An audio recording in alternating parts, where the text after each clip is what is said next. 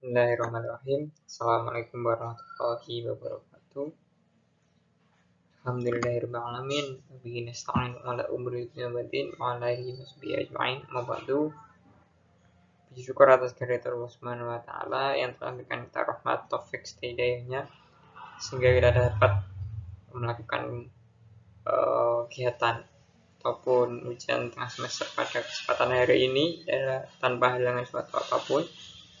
Kedua kalinya sholawat bersertakan salam tetap kita curahkan kepada junjungan kita Nabi Agung Nabi Muhammad SAW yang telah kita dari zaman jahiliyah menuju zaman Islamiyah hingga saat ini dan yang kita nantikan syafaat Nabi yang bertema.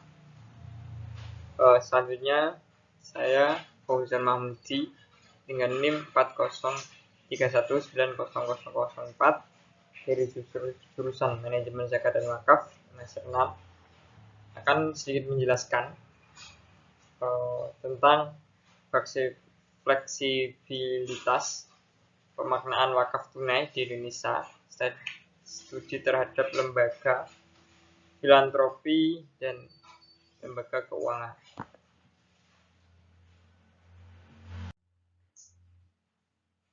Yang pertama, dinamika pengelolaan wakaf tunai.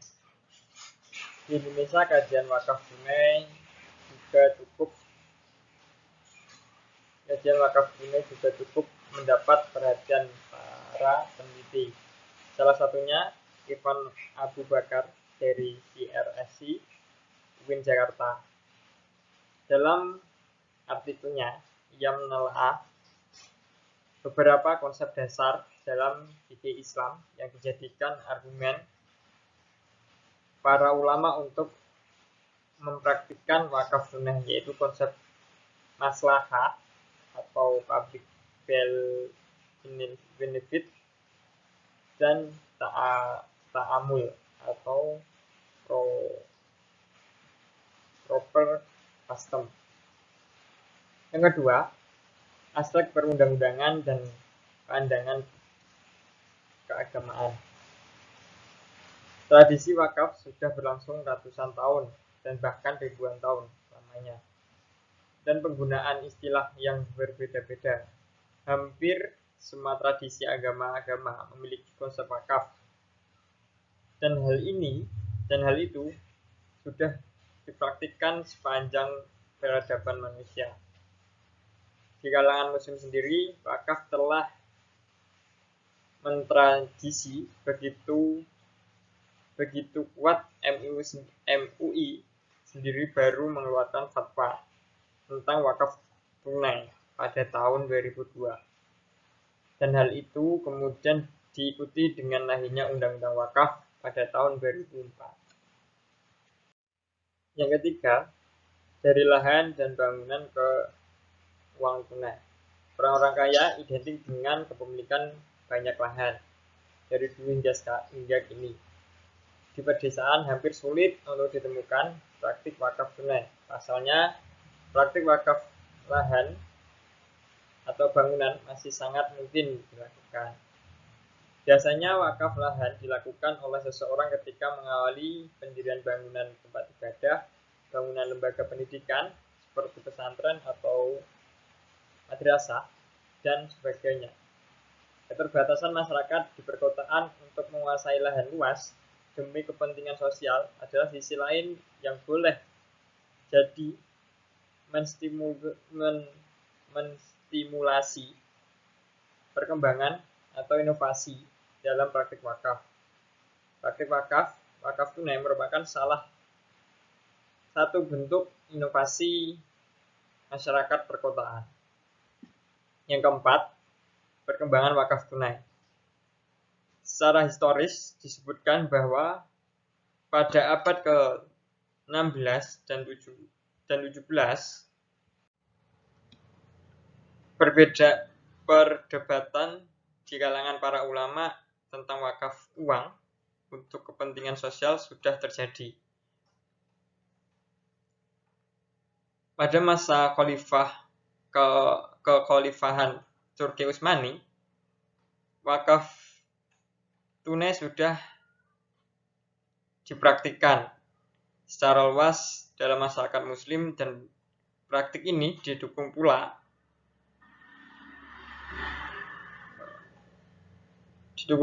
oleh negara. Selanjutnya, yang kelima, wakaf tunai. Wakaf versi kelas menengah. Ada beberapa faktor-faktor wakaf tunai yang diperbolehkan praktik wakaf muslim kelas menengah perkotaan. Yang pertama yaitu faktor sosial ekonomi, yang kedua faktor sosial politik, dan yang ketiga faktor sosial keagamaan. Yang dimaksud dengan faktor ekonomi, sosial ekonomi, ia berada di bawah kelas menengah atas yang penghasilannya jauh lebih besar. Namun kelas menengah atau upper middle class lebih kecil jumlahnya. Keterbatasan dalam penguasaan kapital atau modal yang dimiliki oleh kelas menengah menjadikan aset yang dimiliki oleh individu-individu kelas menengah saat ini juga terbatas. Yang kedua, faktor sosial politik, di mana kelas menengah dengan jaringan yang dimilikinya mampu membuka keran politik yang mengkomodasi kepentingan masyarakat muslim. Dan yang ketiga, faktor sosial agama. Indonesia dalam 20 tahun terakhir ini mengalami proses islamisasi yang kuat dalam berbagai sektor kehidupan. Kelas menengah sebagai kelompok dominan tidak saja menjadi kelas yang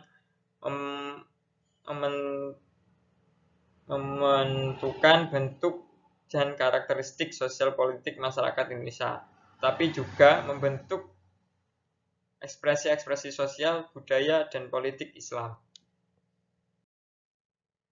Yang keenam, perkembangan regulasi. Undang-undang wakaf bertujuan untuk memberikan payung hukum terhadap praktik-praktik wakaf di kalangan muslim di Indonesia, memperluas cakupan harta benda yang dapat diwakafkan, memperluas cakupan penerima wakaf, memelihara dan melindungi status harta yang diwakafkan, dan memberikan dasar hukum untuk menyelesaikan sengketa tentang harta wakaf. Pada bagian 6 dari undang-undang ini, khususnya pasal 16, disebutkan bahwa harta benda bergerak yang menjadi landasan wakaf tunai yang dapat diwakafkan adalah uang tunai, logam mulia, surat berharga, kendaraan, kekayaan intelektual, hak sewa, dan harta benda lainnya yang sesuai dengan syariat serta hukum yang berlaku di Indonesia. Yang ketujuh, skema pengelolaan wakaf tunai oleh lembaga filantropi Islam. Praktik wakaf tunai. Yang pertama, perlu adanya wakif datang ke LKS PWU. Yang kedua, mengisi akta ikrar wakaf atau AIW dan melampirkan fotokopi kartu identitas diri yang berlaku BWI. Yang ketiga, wakif menyetorkan nominal wakaf dan secara otomatis dana masuk ke rekening. Yang keempat, wakif mengucapkan zigot wakaf dan menandatangani AIW bersama dengan 2 orang saksi, 1 pejabat bank sebagai pejabat pembuat AIW atau PPAIW. Yang kelima, LKS PWU mencetak sertifikat wakaf uang atau SWU. Dan yang keenam, LKS PWU memberikan AIW dan SWU ke wakif. Pengelolaan wakaf yang B, pengelolaan wakaf tunai oleh lembaga filantropi Islam. Tabungan Wakaf Indonesia atau TWI. TWI adalah salah satu lembaga filantropi Islam yang paling awal mengelola wakaf tunai di Indonesia. TWI merupakan salah satu badan khusus pengelolaan wakaf yang berafiliasi pada lembaga filantropi Islam nasional di Indonesia, dompet duafa. Bahkan TWI berdiri dan mengelola wakaf tunai secara sebelum undang-undang wakaf yang memuat aturan tentang wakaf tunai ada. Program wakaf tunai yang dikelola oleh TWI adalah wakaf investasi. Mekanisme yang dilakukan Tabungan Wakaf Indonesia atau TWI dalam pengelolaan dana wakaf uang dapat dilihat dari beberapa aspek, yakni penghimpunan dana wakaf, manajemen investasi, serta mendistribusikannya kepada muwakaf alaih. Di dalam pelaksanaan TWI menetapkan mekanisme yang tidak jauh berbeda dengan BWI. Dalam hal ini, sertifikat wakaf tunai bisa diperoleh bila wakif menyerahkan dana minimal 1 juta rupiah. Yang C, Wakf Fund Management Jakarta atau WFM adalah salah satu lembaga filantropi Islam di Indonesia yang diperuntukkan mengelola dana-dana wakaf dalam bentuk tunai. Sesuai namanya, Wakaf Fund, yang berarti wakaf tunai, adalah sebuah yayasan yang cukup awal muncul di Indonesia untuk mengelola wakaf tunai. WFM menempatkan diri sebagai lembaga investasi sosial, wakaf, dan pengelolaan dana wakaf dan wakaf produktif.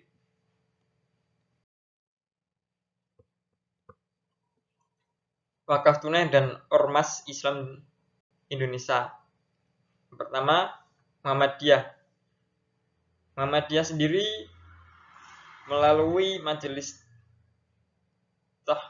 Tarjim dan tidak mengeluarkan fatwa khusus tentang wakaf tunai. Fatwa yang telah dikeluarkan MUI telah dianggap cukup untuk menjadi landasan untuk umum tentang pelaksanaan wakaf tunai di Indonesia. Itu menurut Ormas Islam Muhammadiyah. Yang kedua, menurut Nahdlatul Ulama. Di kalangan Nahdlatul Ulama atau NU, wakaf tunai juga mulai populer. Pada tahun 2010, NU meluncurkan produk baru dari gerakan filantropi Islam, yaitu Lambung Wakaf Nusantara atau LWNU, yang secara khusus diamanahi untuk meningkatkan perolehan dan pengelolaan wakaf tunai. Yang ketiga, peran lembaga keuangan syariah. Secara nasional, lembaga keuangan syariah memiliki penting dalam tata kelola wakaf tunai. Pasalnya, beberapa bank syariah telah ditunjuk secara khusus oleh BWI menjadi lembaga yang otoritatif mengeluarkan sertifikat wakaf tunai. Dan mungkin cukup itu yang bisa saya sampaikan. Jika ada salah kata, saya mohon maaf yang sebesar-besarnya. Cukup sekian. Wassalamualaikum warahmatullahi wabarakatuh.